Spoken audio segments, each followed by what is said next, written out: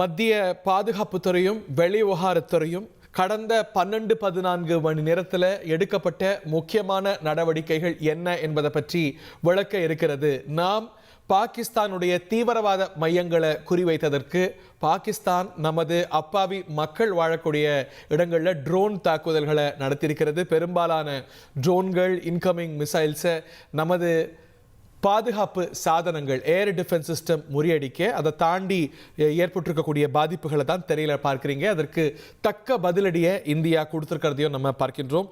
பாகிஸ்தானுடைய முக்கியமான ஏர் பேசஸ் குறிவைக்கப்பட்டிருப்பதாக தகவல்கள் வர இவற்றையெல்லாம் ஊர்ஜிதப்படுத்தக்கூடிய வகையில் என்ன நடந்தது, என்ன நடவடிக்கை எடுக்கப்பட்டது, அடுத்த கட்டம் என்ன என்பதை பற்றிய விளக்கத்தை இந்திய அரசு நமது பாதுகாப்புத்துறை மற்றும் வெளிவாரத்துறை பிரதிநிதிகள் மூலமாக ஒரு முக்கியமான பிரஸ் கான்ஃபரன்ஸ் மூலமாக வெளிப்படுத்த இருக்கிறது. இது பற்றிய விவரங்களோடு சதீஷ் முருகன் இணைந்திருக்கிறார். சதீஷ், முக்கியமான ஏர் பேசஸ், பாகிஸ்தானுடைய ஏர் பேசஸ் குறிவைக்கப்பட்டிருக்கிறதாக தகவல் கடந்த சில மணி நேரங்களாக வந்து கொண்டிருக்கிறது. What do we know about it?